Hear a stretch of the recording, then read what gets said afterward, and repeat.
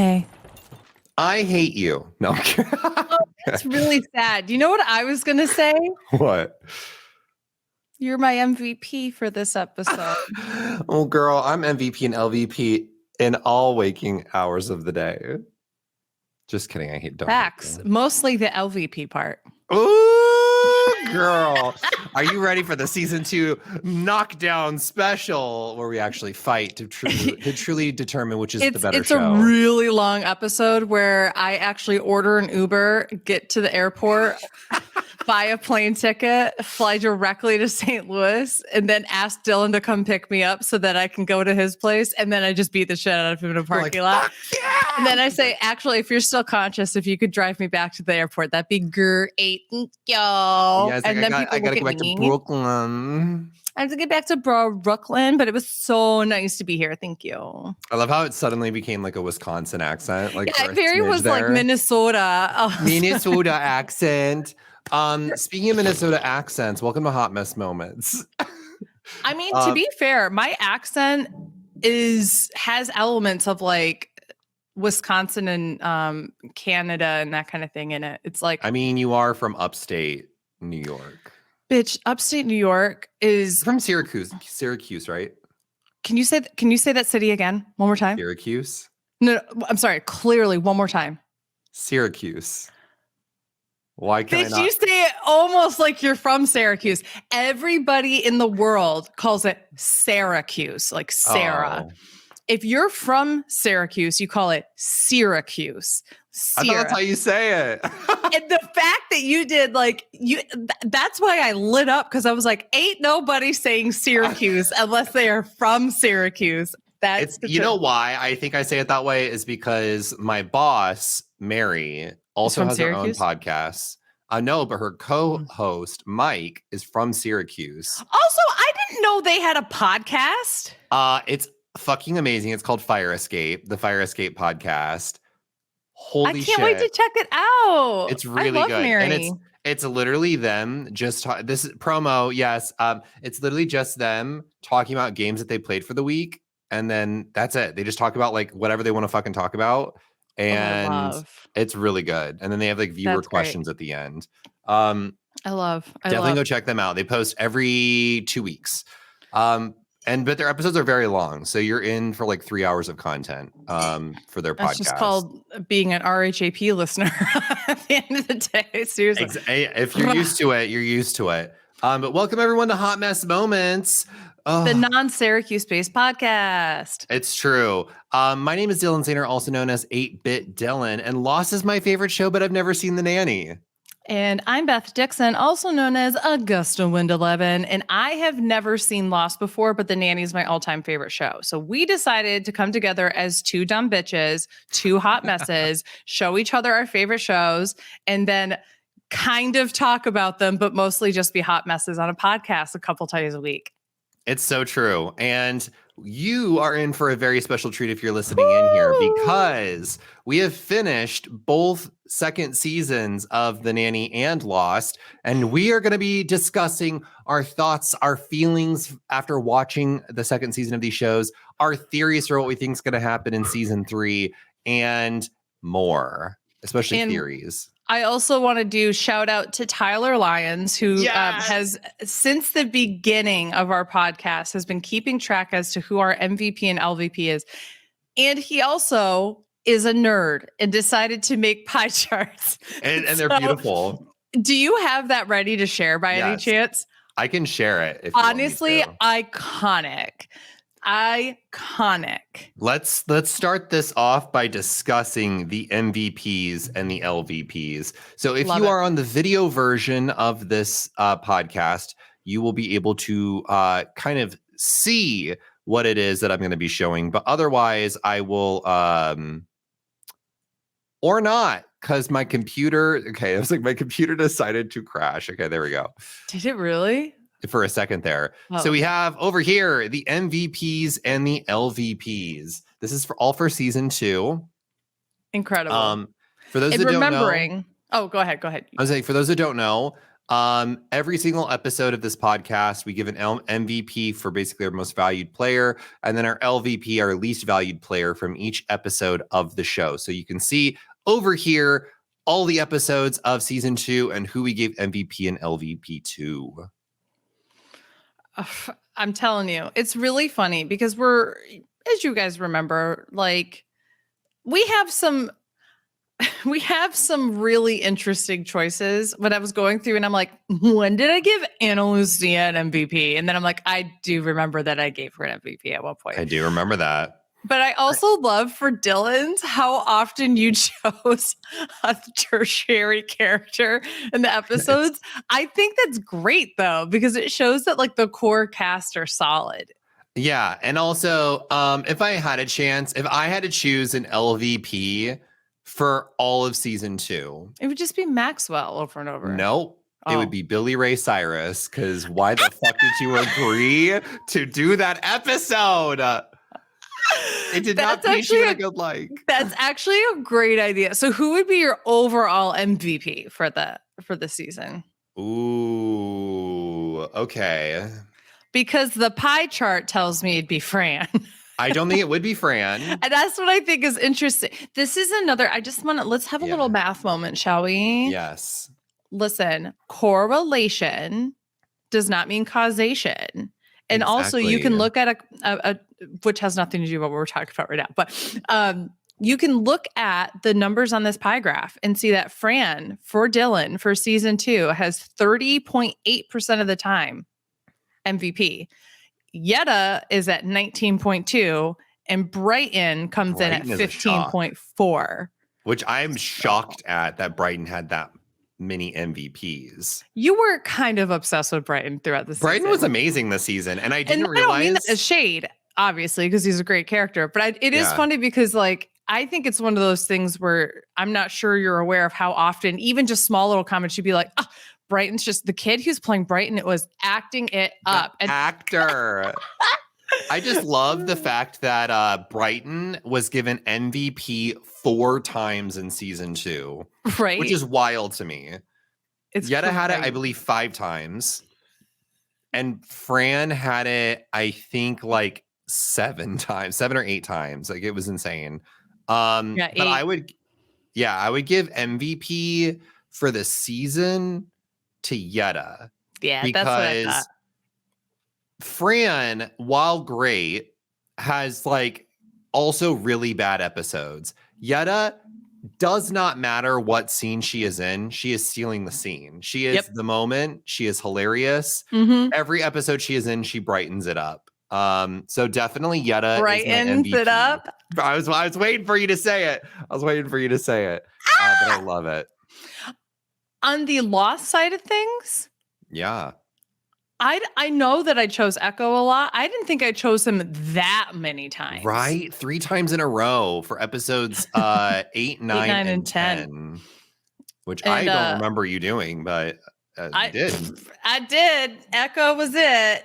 Echo was the moment. So I chose Echo 4 times throughout Now, we also have to remember there's way more characters for me to choose from. So that's why like the pie chart isn't going to be like 50% one character or something like that. So I had Echo at 16.7%. And then there's a really even split between Michael, Desmond, and Henry Gale and Kate. It's such a wide array of characters. And Sawyer.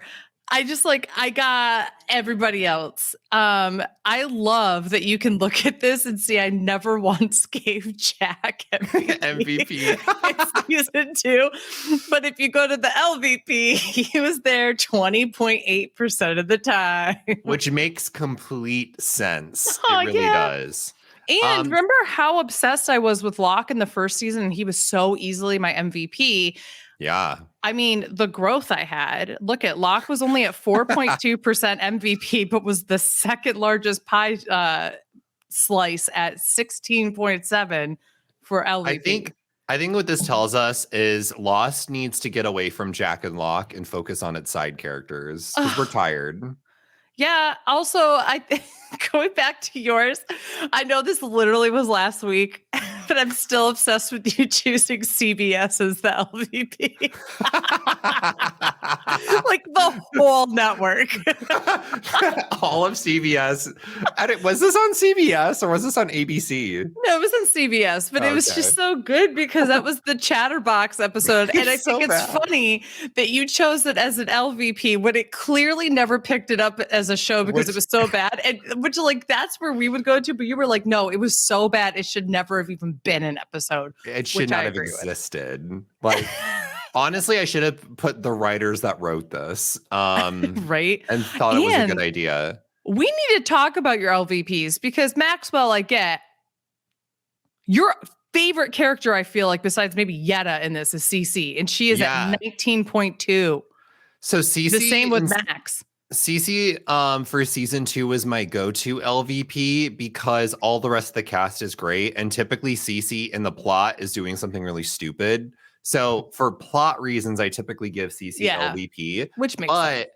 I also remember us having a conversation in season 2 of The Nanny talking about how they need to expand on Cece's character, and we really didn't start getting that until like towards the end, which is why Cece is LVP for about the middle / beginning of season 2, less so towards the end because you Cece actually never gave Cece MVP. I never did, even though she has some stellar moments. Yeah. And here's the thing. You are always quick to point out how amazing Lauren Lane's acting is or how funny Cece is and that kind of thing. But what often happens, which makes sense when you are the antagonist to the main character of the show, like you're not often going to have these brilliant shining moments, but I think if I remember correctly, the reason why Cece never got MVP is because whenever Cece has a really good episode, Yetta's also in it, and Yetta will always trump Cece.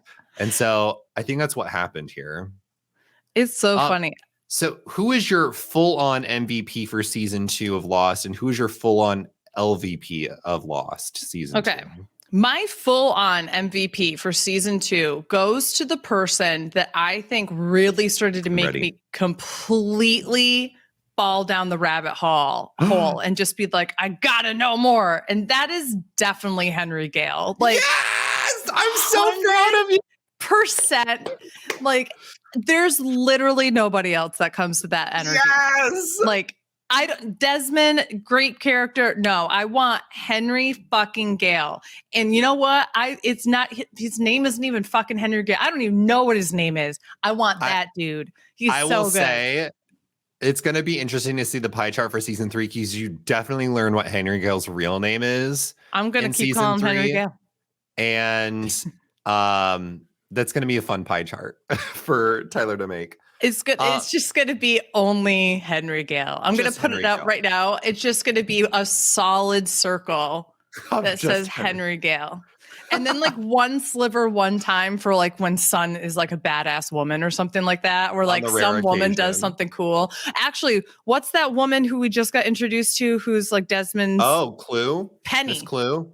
Oh, Penny. Yes. I feel like Penny's going to be a boss bitch. Oh, yeah. 2 amazing women. Oh, yeah. It's going to be Clue and Penny. It's going to be Henry Gale at about 90% and then 5%, and then all these other fucking bitches can just die. I don't care. It's going to be so good. Wait for actually, you to hold see on. Season 3. I'm still wrong again. I'm wrong again. It's going to be 4% Clue, 4% Penny, 2% Rose, because you know that bitch always got my heart. Oh, forever. And who knows? Maybe we'll see more Rose in season 3. You never know. I want to know who your LVP is, though, for all of season 2. I think we already know who it is, but yeah, Ana Lucia. No, just kidding. It's Jack. Honestly, fuck Ana Lucia. Honestly, like what I started to say that as a joke, and then I was like, actually, fuck her. But like, if you think about it, like in terms of bad, dumb moments, I think Ana Lucia does have more dumb moments than Jack does. I think Jack's. But when she talks, she could talk like this, Dylan. This is how she could get up in your face and tell you what's wrong. I do think, though, Jack's bad moments are worse bad moments, but I feel like Ana Lucia's tell me, Dylan, bad moments. what the fuck is going on right now? Rah! Like that's That is fully Jack. I hope someone's listening to this that only listens to The Nanny or only listens to Lost and has no fucking clue what the other show is. And this is like, what are these two people watching? Also, it makes me yeah. laugh every time I tell people about our podcast, and they're like, so why don't you just cover one show at a time? And I'm like, because it makes too much sense. Thank you. Yeah, it's like the purpose is my favorite show and her favorite show, but we've never seen each other's favorite shows. And at the end, we're going to charge an audience member to put the nanny cast on the island and then try to figure out who the fuck would be the upstairs, downstairs crew for the house the mansion in Park Avenue. Duh. Oh my God. I honestly would love that. I would love, at the end of this for us to replace the cast of each one and just see what we think would happen. We have to keep one cast member for each show. And I'm going to go out on a limb and say the one you have to keep for the nanny is Yetta. So just put all the Lost characters in with Yetta. I think it would be fucking amazing. It would be so good. How would you do it for Lost? Who would you keep in Lost? And have the nanny I think the person I would want to keep is Henry Gale because they need an antagonist. And so, like, to see how they handle Henry Gale would be hilarious. I would just devour Cece versus Henry Gale like you wouldn't believe. He would destroy her so fast. And then he'd become like best friends with Niles and he'd do like high fives and such. Niles would be like Locke. Oh, totally. Fran would just totally not understand anything that's going on with Henry Gale. Evangeline Lilly. Girl. She's on another massive journey, and we need to let her go. We just need to let her go. It's fine. Did you see all of her comments about like supporting the convoy up in Canada and said the media was just painting them as racist? You know what also painted them as racist? The swastikas they were wearing. Yeah, that might be it. She's like, that's not really fair. I'm like, you know what's also not really fair? White supremacy. Like, I don't know what's wrong with you. Some of the choices that some of these actors make late in life is just very strange to me. Like, she's not even that late in life. Well, no, I meant like late in their career. Like, she's been in this for a long time. Like, you would think like her PR agency would be like, you know, you've got a role in the Marvel universe. Maybe just don't. Maybe just like for a marketing standpoint, keep that behind closed doors. You'll be a shithead behind closed doors. I can't wait. I guarantee they're going to kill her off now in the Marvel universe. Like, I would be shocked. Maybe. I mean, let's be real. What is the Wasp actually bringing to the Marvel universe? Literally nothing. I've actually never, and this is like just true tea. I will say, I like her character in the show.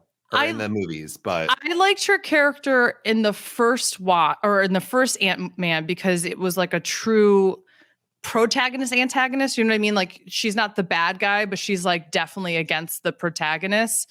Yeah. And like, I love that kind of dynamic, right? And she played it well. The second movie, I know it was her family, and actually now that her mom's back, like, fuck her. Like, let's just have. And the next movie is called Ant-Man and the Wasp. So she's like in the title of but what I'm saying is like, why don't you kill her off very early and then Michelle Pfeiffer revives her role as the Wasp. I would be here for it. No, or how about this? Like, how about we find a badass woman of color to be one of the superheroes? Interesting. Okay, let me stop sharing my screen. This has been the MVP and the LVPs. Also, thanks again, Tyler. Yes, Tyler, you're amazing. Also, actually, do you?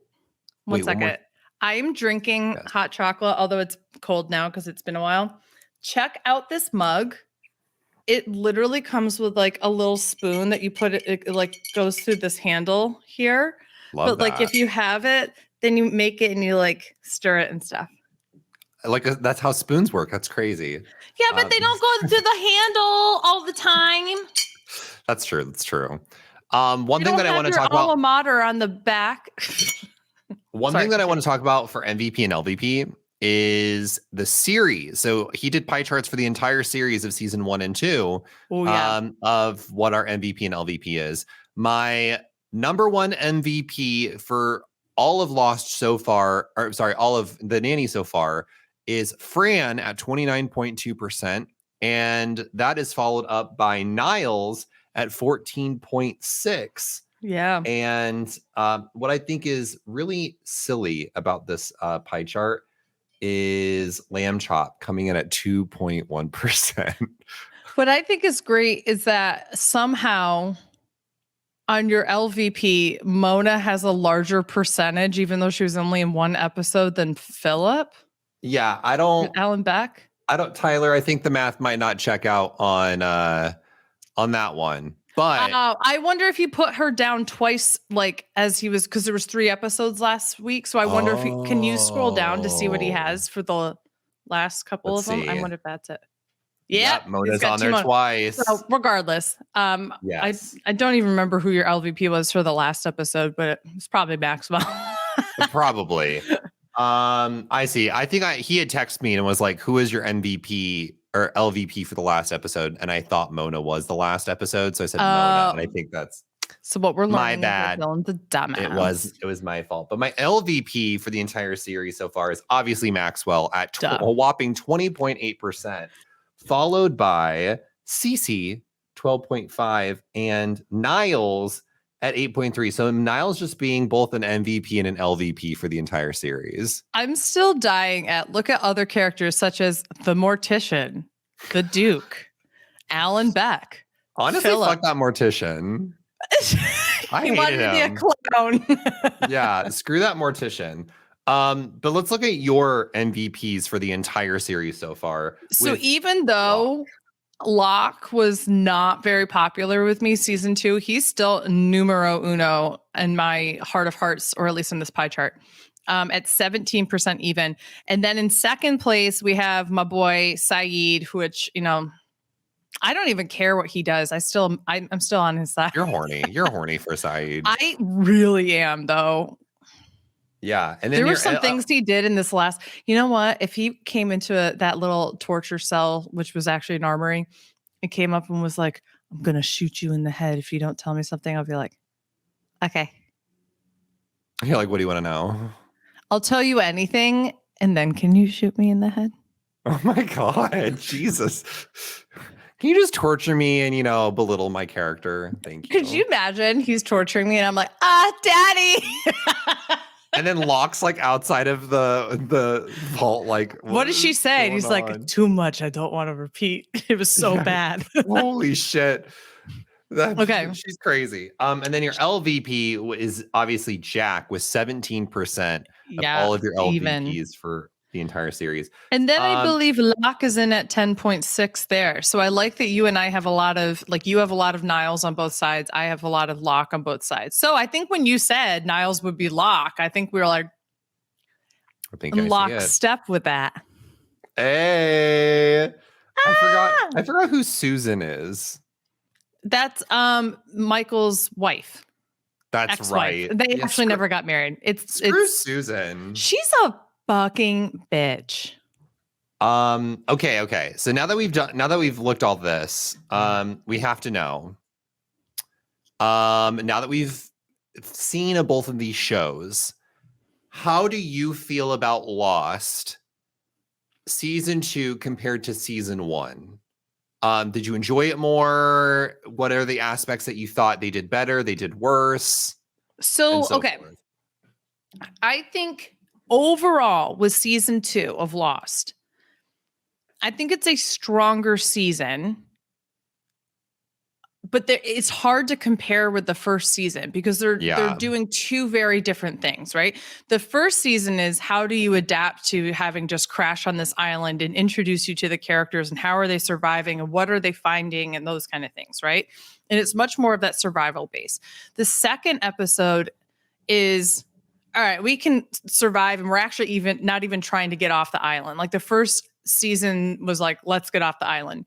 Yeah. The second season was, let's figure out what the hell's going on in this island.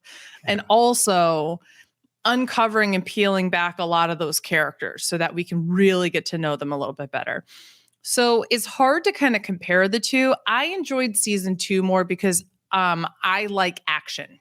And so season 1 was, even though enjoyable, was more of a slow burn. Season 2 would come in like 3 or 4 episode arcs. And I kind of liked that because it kind of kept it going. And I started really paying attention and trying to connect some dots and that kind of thing.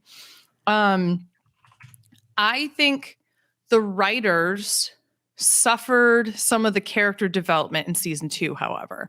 I really think that while there was a good tension, which I called, by the way, and at the end of season 1 in the finale episode there, I called that there would be a Jack versus Locke in terms of leadership.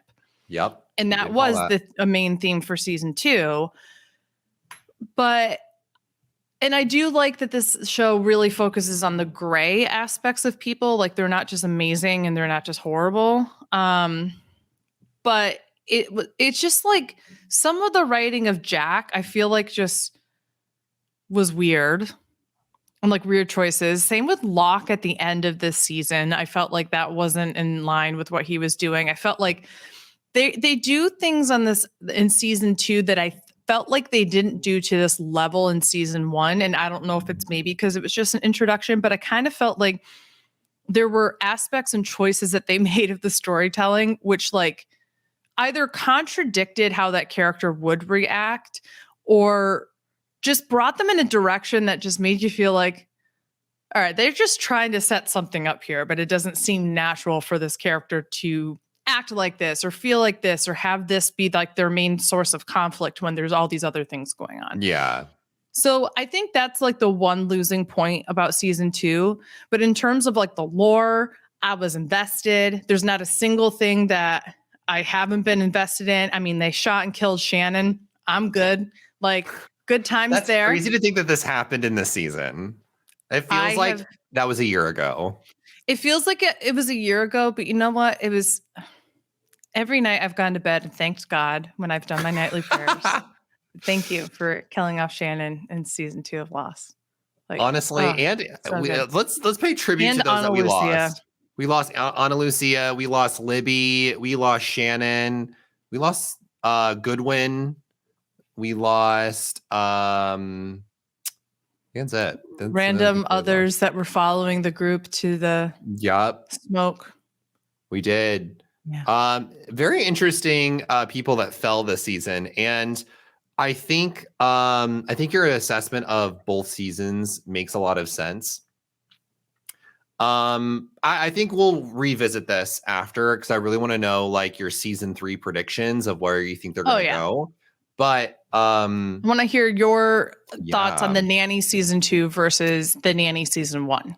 So I think season 2 was in some ways worse and in some ways better than season 1. I feel like season 2 was funnier than season 1, but season 2 also had a lot more duds. I felt like than season 1 did. Yep. In terms of the storyline of the episodes. Like I felt like with season 1, we got a lot more establishment and a lot more character development that was happening. Especially for characters like Gracie and stuff. Now, some of those episodes were not funny. Like they weren't like the funniest episodes, but we actually imaginary friend, like cool. Gracie has an imaginary friend that's replaced her mother, and now Fran's here. So so it's like not funny, but it's like got good character development, as opposed to season 2 where it felt like they forgoed some of the character development and instead they wanted to really focus in on let's just make funny episodes and make like Fran the Lucille Ball of the 90s, which is kind of like what their goal was. I think I definitely prefer season 2 over 1 because the ramp up to get to like where we're at now takes a little too long in my opinion for season 1. I am going to revoke my statement. I think Chatterbox should have replaced the Nanny. I thought it was an iconic. I couldn't say that with a straight face. I tried so hard. No, fuck Chatterbox. Honestly, that's major point. Literally took all the air out of my body. I just like deflated like a fucking blow up doll for a second. Honestly, I feel like Chatterbox should have been more racist. Hashtag, wait, that's from a British panel show. Nobody's gonna get that. But Richard Iowati at one point said, hashtag be more racist. Oh my God. It No, was good. I thought it was great. I think some of my standouts from season 2 obviously were reflected in my MVPs. Like, I Yeah. think Brighton really stood out in season 2. Thought Yetta really stood out. I think Cece really stood out this season. And I think late season 2, Niles started standing out because Niles had this like really creepy, weird sexual arc in season 1 that I wasn't really digging. Which is why I think Niles shows up in LVP and MVP. He is a lot less LVP in season 2 than he is in season 1. Yeah. And also you started naming him MVP much more at the end of the season, and you had said LVP for him more in the beginning. I completely agree with your assessment on that. I also think that Maxwell is more annoying in season 2. They needed him to fill a role of like dumb dad and also like misogynist or like very sexist man. Something that he was not playing in season 1. And so we see this like character development for him because they're trying to make Fran the Lucille Ball of the 90s. That means Maxwell also has to fill that role to make her the Lucille Ball of the 90s. Be Ricky. He's got to be the Ricky. And Ricky was kind of a shit husband to Lucille. Actually, very much. He was a shit husband to her, especially with the way he talked to her. But in this, it gets a little too violent, in my opinion, with how he treats Fran. Not a big fan of that. But I do love the sexual nature between Fran and Maxwell. Yeah. And I honestly, I'm saying it now. If they continue to string this along for another fucking season, I might be done with the nanny because I am so over them repeating the storyline over and over again. That is not my prediction with what I think is going to happen in season 3. Okay. But that's where I think we'll wait till we get to predictions for season 3. Okay. But I have some thoughts on where I think it's going to go. Yeah. So I think that your assessment is a fair one. I think what you struggled with, I'll play it slight devil's advocate to some of the comments you said about the first season, which is that you felt like there was a little bit more cohesiveness in the writing when that was our biggest thing against it in the first season, was that you could tell that it was written like a couple episodes at a time, see if it was still going to be on the air and that kind of thing. So timeline wise, we really felt like there were inconsistencies with season 1. But in terms of character development, I completely understand what you're talking about. That's where I'm coming from, is like the characters I felt like were better written in season 1 than they were in 2. And what you find too is that season 1 was much more equal opportunity. Like you're getting to know all the different characters, for the exception of Yetta, because she only shows up in one episode, season 1. Season 2 is, okay, now we know who our star people are, and let's like start crafting these storylines. So this is why you start seeing less of the kids, because the kids are there to serve a purpose, which is to uphold that this is about the nanny, not about the nanny teaching the kids, right? Like you hear her like little lessons, but it's mostly about her dramas. Then it's about her and Maxwell's sexual tension. Then it's about the adults all having this like dysfunctional house that they're a part of. And that's like the added to the comedy, right? And then you throw in 90s and 80s and 70s like icons and sitcoms and blah, blah, blah, blah. So you got much more of it. Yeah. So then season 3, let's talk a little bit predictions, and then I'll talk about predictions for Lost. But where do you see, so if season 1 was about introducing the characters and fleshing them out, and season 2 was about finding the comedic rhythm, what do you think the theme of season 3 is going to be? I think the theme of season 3 is going to be the will they, won't they of this, with by the late half of season 3, towards the end, we get a committed relationship between Fran and Maxwell. So I think we're going to finally get there. And then there's 6 seasons, correct? Yes. All right. Predictions. Let's do it. I got to hold on. Season 3, I think we get a committed relationship. Okay. Season 4, I think we get marriage or engagement, like an engagement.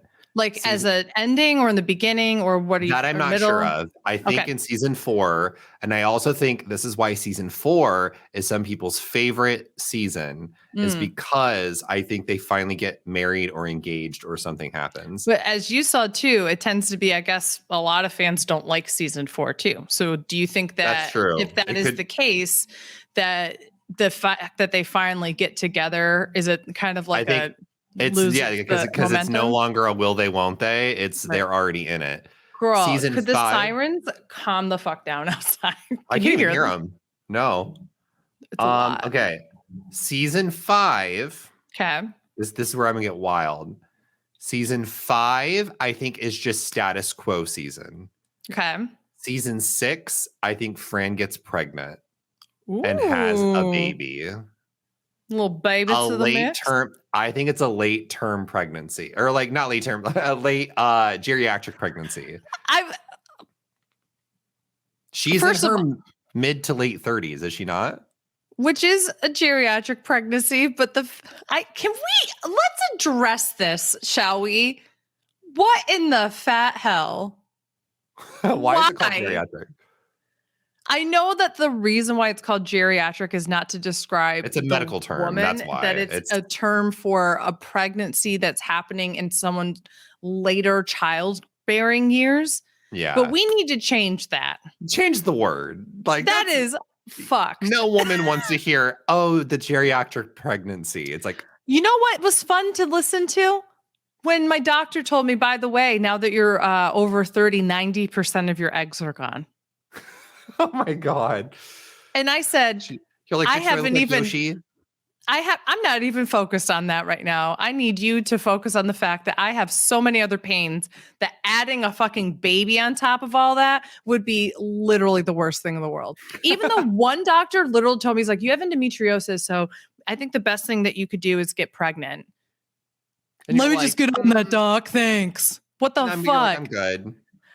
Anyway, no, I completely agree. I know what you're saying, that she's going to be like a later, an older. I think it's gonna be some of the comedy there too, because I think Fran is going to. Oh, okay. I have other predictions. Great. Let's do it. Maybe season 5. Okay.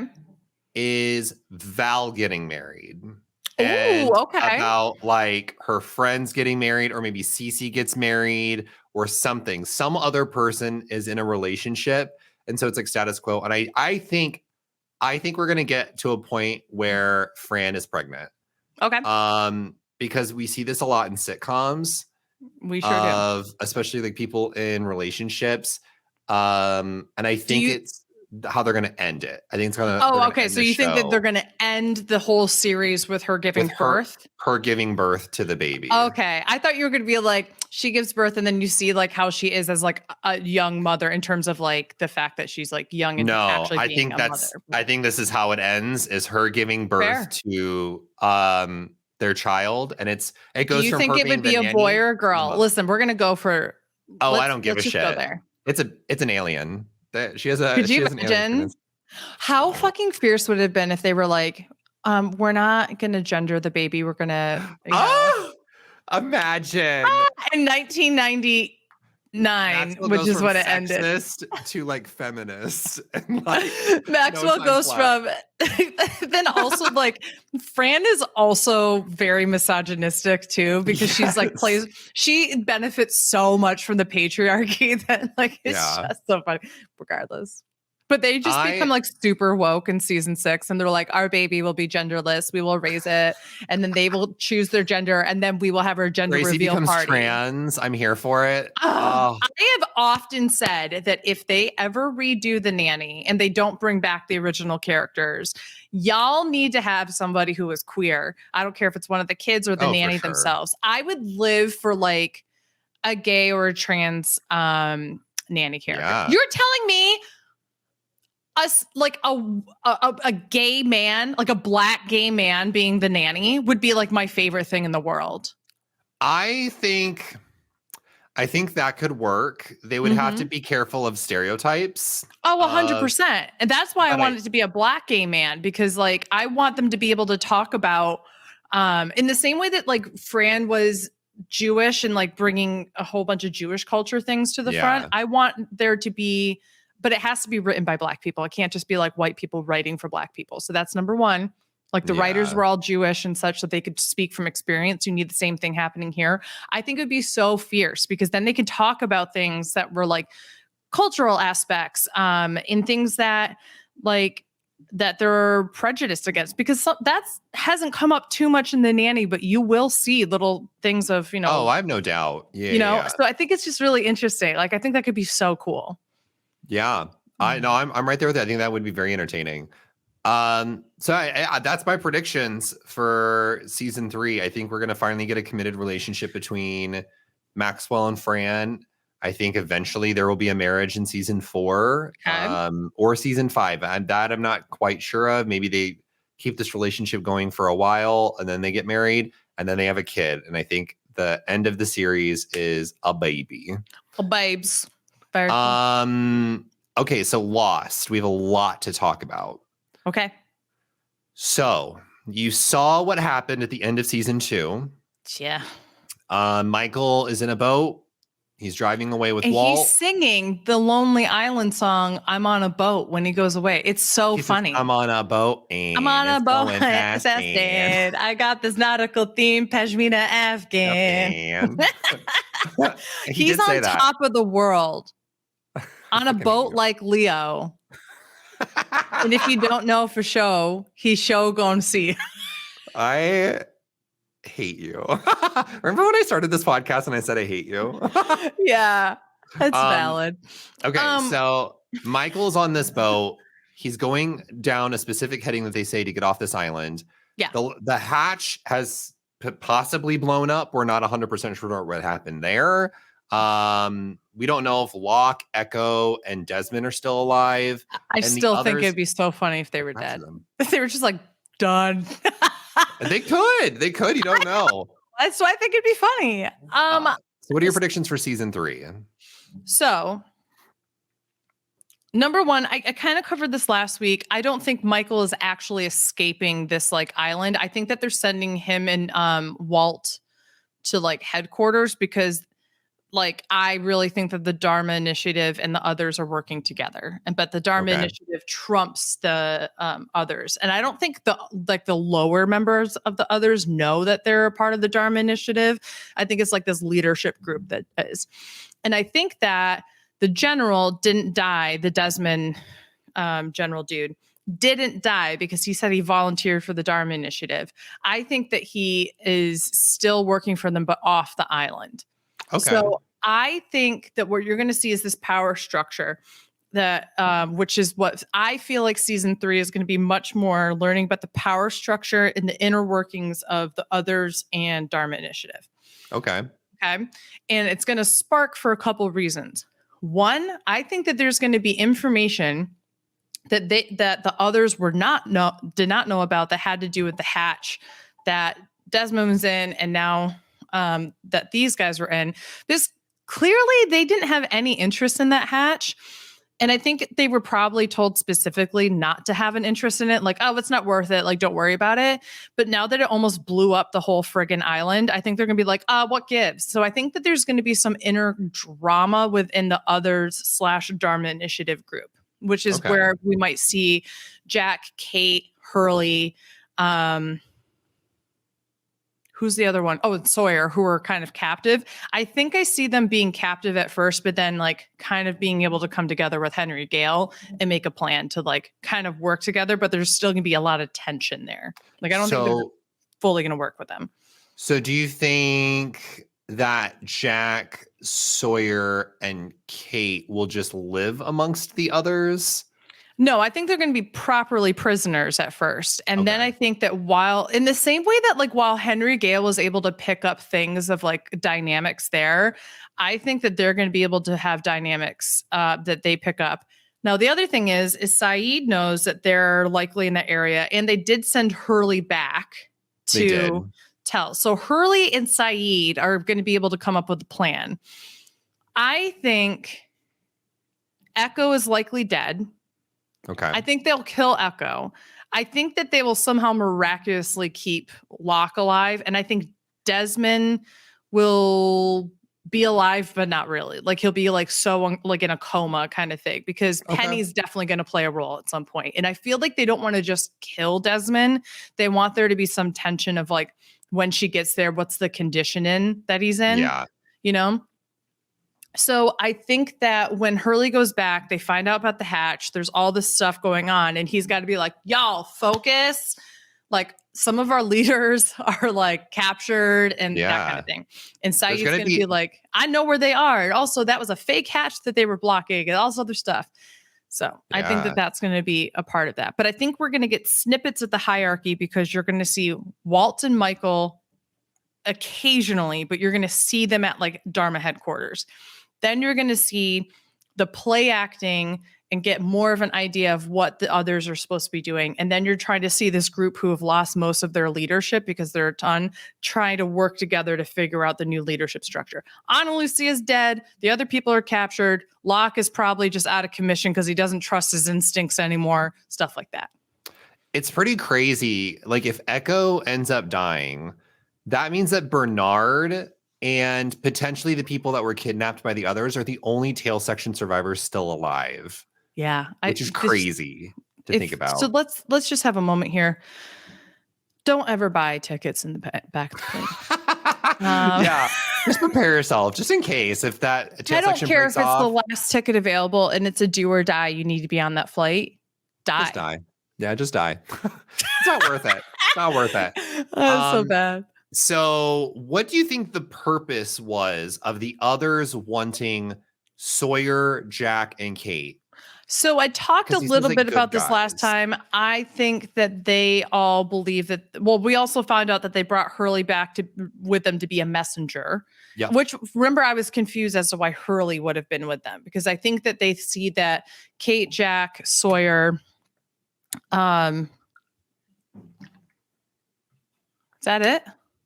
Jack, Kate, Sawyer, and then Hurley. Yeah. Oh, okay. Yeah. The three of them, I think, represent, and we have been able to see so much of their background. I think that they are going to do testing on them, right? I really, truly still believe that the others are a part of their own experiment that's psychological, but they don't really know that they're a part of that. Although I have a feeling Henry Gale knows he's a part of it, and that's why he's tried to escape, but he didn't really try to escape. Like, I think that he's trying to play the game in order to get out of the situation, but he doesn't let on. I think that they're a part of a psychological experiment that's based in medicine. So why were they taking a vaccine this entire time? Oh, so that we don't get sick. It's clearly a placebo of some sort, right? Yeah. I think they were testing blood. They were testing Walt. They were testing all these different kinds of things. They kidnapped Claire to take a blood sample and then never bothered to get her back. Like, there's just parts of this that are just so weird to me, that I truly believe that they don't know that they're also part of a psychological experiment. I think the group of that Pearl station was a psychological experiment to see what would they be doing, because we know that their reports went nowhere. We know that the Hatch group had just had to press a button, but that ended up being the real experiment, which was like legitimate. But it is also weird to me that the Dharma Initiative would never make sure that that button is constantly being pushed. Like, they never really did anything to make sure that Desmond had a second partner after the general left, right? Yeah. So there's just a lot of aspects there that I think are interesting. And I can't wait to see what they're trying to do with that trio to prove that you are all bad people. Maybe it's something biological or not. I don't know. I think that that's what their purpose is, though. Ooh, well, you're gonna have to wait and see. I'm so excited for you to get into season 3. Oh yeah, I have another theory. Okay. Oh yes. Claire's baby is gonna be a fucking 20-year-old in the next season. Like, it's just like, oh, you think that's actually not a real theory. I was like, do you think I'm there's just gonna be a time joking jump? about the fact that like the child was fucking giant, and like the That was a last huge episode, baby. and like I was like, this Baby bitch is like mama. literally 30 days old. He's 1 month old, and he literally looks like a 2-year-old. Like, Yeah, it was I was- it was a it was huge shocking. baby. But it is something that I think is interesting, that we know that the electromagnetic waves heal, but I wouldn't be shocked if it also helps to age too, Maybe. right? Or do something like that. Because you can't be near electromagnetic things and just, it just helps you. No, there's a yin and a yang. So I can't wait to figure out what the yang is. So what is your top like 3 unanswered questions that you hope get answered in season 3? Number one, are who the others are. Are they connected to the Dharma Initiative? Blah, blah, blah, blah. That's number one. Okay. And related to that, who is the Dharma Initiative? Okay. Okay. Number 3, if Penny can get to the island, can she get out? Can she take everybody away? Can they figure out how to leave this space? I think that's something that's going to be really interesting. I didn't really factor her into my theories too much for season 3 because I really don't know what they'll be, but I really think that she's going to bring a level. I think she's going to bring people with her. There's going to be some science that's like from the normal world that they'll be able to bring in and talk about. Okay. And I think that that's just going to be an interesting layer there. I just generally want to know more about these psychological experiments or not just psychological. I want to know more about the Dharma Initiative. I want to know about why the different stations, did something go wrong and all of the original scientists left over the past like 5 years? Or is it just been station by station slowly shutting down? What is the deal with this island? Did the Dharma Initiative start because they found the island and found this was like, oh my God, we can do this like really secluded other realm kind of thing? Or did the Dharma Initiative create this like, I truly think it's like in another plane, right? Okay. I don't think it's actually on like this Earth because there's so many things that don't like, how did the little prop plane from Echo's country, where was he from, Nigeria? Oh my God. I can't remember which African country. But like, there's no way that just like goes over and gets sucked into the same place that a plane from Australia going to the US does. It does. And then you have Desmond who is sailing and then and clearly wasn't anywhere near that area and he gets end up there. True. So like there's just like clearly there's something going on. And I think it has to do with every time that explosion or something happens because Desmond says, hey, I think that I caused your plane to crash here. I think that every time the electromagnetism goes off, something in the real world gets sucked in. Okay. So I can't wait to figure out like why. Like, is that something that the Dharma Initiative has put together, or is it something the Dharma Initiative has discovered and is trying to change? Yeah, it's all going to be super fascinating. Does the Dharma Initiative even exist anymore? I mean, this is an old group. So that's like, for me, everything just goes back to the Dharma Initiative in this island. And it's fascinating too, because like the Dharma Initiative is something that we learned in season 2, and it truly has like gripped the storyline of the show. It's great. So I now, also gave Tyler for his birthday a Dharma Initiative hoodie. It just says Dharma Initiative and it has a sun. That's so cute. That's adorable. So yeah. I am going to tell you the upcoming 2 episodes titles, and you have to guess who the centric of or the centricness of them are. The premiere of season 3, which is a really fun one, is called A Tale of Two Cities. Can I tell you my most embarrassing story with that book name? Yes, please. We were learning about spoonerisms. Do you know what a spoonerism is? No. It's when you use the wrong consonant at the beginning of a word. So like, it's like, normally it makes like another, like you switch 2 consonants around, right? Okay. We were learning about spoonerisms and such, and I committed a spoonerism unintentionally in the middle of English class in 11th grade when I said a sale of 2 titties instead of a tale of 2 cities. So that's a spoonerism where I switched 2 of the consonants at the beginning of the world. So a sale of 2 titties. I love that.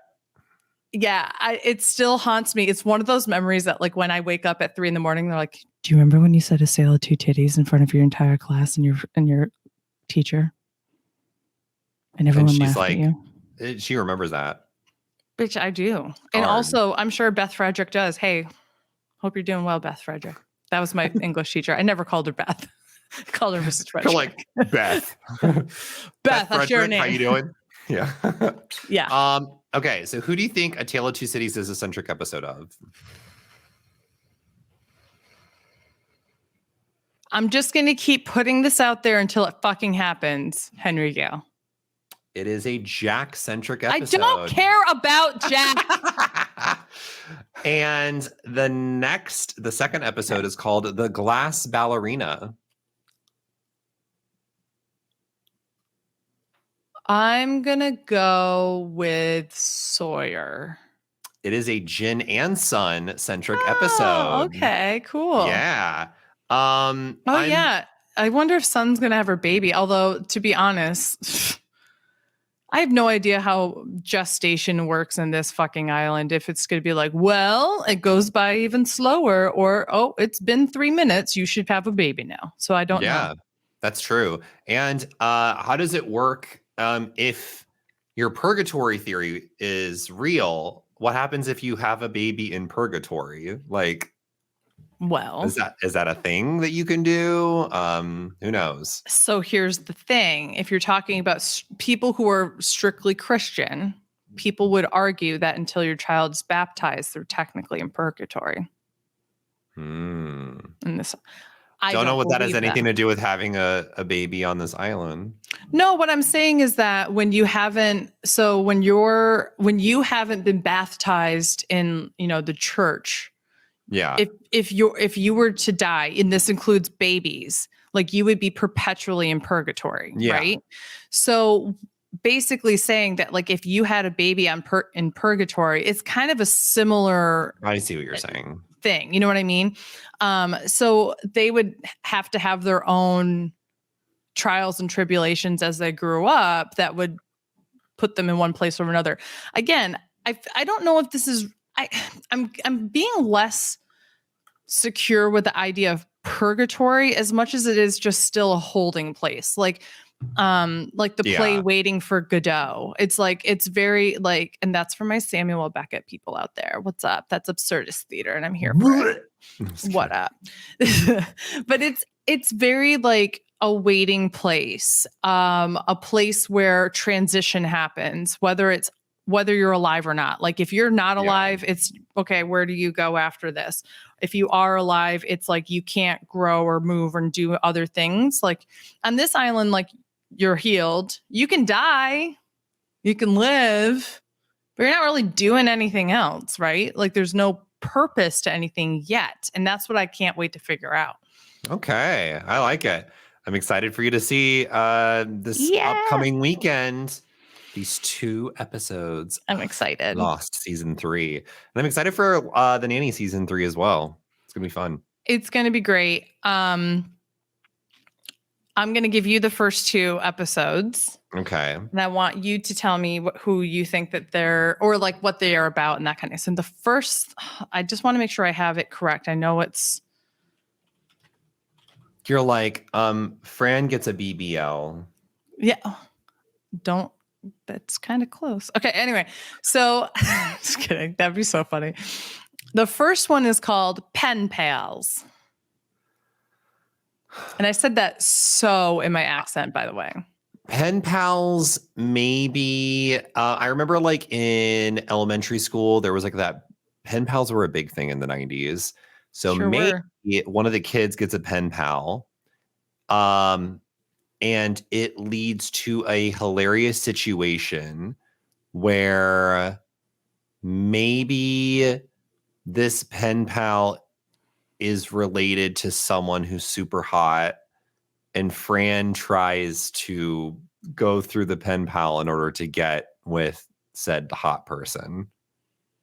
Don't know. It's not too far off. The pen pal is not one of the kids' pen pals. So we'll just say it like that. Oh, okay. I would say for a season 1 or season 3, episode 1 beginner, especially after where we left off with the tension, this is a kind of a cool episode. I like it for that feel of continuation. Good. The second episode is called Franny and the Professor. And if you get this correct, I'm going to be like, holy fucking shit. All right. So Franny and the Professor. I'm going to go out of left field. Okay. This is about another family member of Fran's because in season 2, I'm going to assume Yetta was super popular. And so they're like, oh, let's try to introduce another member of the family. And so we get the one smart person who is in Fran's family. They're like a super genius. They are not like the rest of the family. And I'm not sure how they get introduced, but it leads to Fran and this estranged family member that they don't really talk about a lot connecting and like bringing that family member back into the fold of the family after feeling ostracized because they didn't want to be associated with Fran's family. So you were right about a family member, but wrong about which family member it is. It's actually a member of Cece's family. Yes, I'm here for it. And that's all I'm going to say, but I knew that you'd be excited about that. Yes, so that's I'm very excited. Awesome. So very cool. We are going to see some interesting first couple of episodes.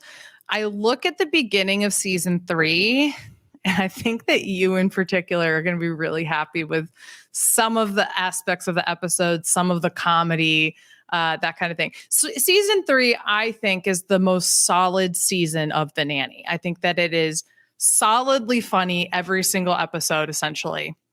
I think that there's a lot of really good character development and story development in it. And it ages like a good wine too, for the most part. There are a couple episodes when I look at it and I go, oh, I don't like that one joke. But other than that, it's a really good, solid season. So I'm excited for you. So season 3 of Lost, there is one episode that was the most poorly received episode. It was so poorly received that it actually prompted ABC and the producers of Lost to come up when the end date of the show was going to happen. That is how bad this episode was received. And it is mostly due to the writer's strike. Okay. You will absolutely tell when the writer's strike happens. You will just get a vibe of when the quality just dips and goes into some weird territory. Season 3 is also filled with the most filler content because of the writer's strike. So there are some episodes that explain aspects of people's backstory that we really just didn't give a shit about. You're just like, didn't need to know this. I feel with Jack. Yeah, you're like, didn't need to know this, was not interested in this, does not contribute to the larger story. I preface that by saying season 3 also has some of the best, or some of the better plot-driven episodes. Cool. I would not say I shouldn't say that some of the best. It has really good plot-driven episodes. In my opinion, season 2 is stronger than season 3. Okay. But season 3 prepares you for an amazing season 4, which I think is one of my favorite seasons of Lost, is season 4. So I'm one of the people who really like season 4 of The Nanny. There's some of my favorite iconic episodes from it, but I also understand why people don't like season 4 that much. So if you like season 3 for the comedy, you're going to love season 4. I'm going to put it that way. The comedy just is stronger in season 4 for the most part. It's just storyline, character development stuff. That's whether or not people like that for season 4.